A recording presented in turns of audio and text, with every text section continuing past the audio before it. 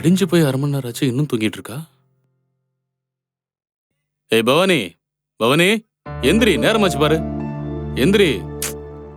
உங்களுக்கு தூக்கம் வரலனா எதுக்குங்க அடுத்தவங்க உயிரை வாங்குறீங்க?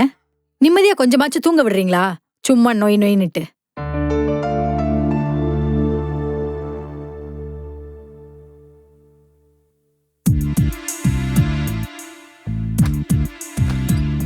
ஆமா, இவர் சம்பாதிக்கிற சம்பாத்தியத்துக்கு காலையில எந்திரிச்சு காஃபி வேற போடணுமா? வேற வேலை இல்ல எனக்கு.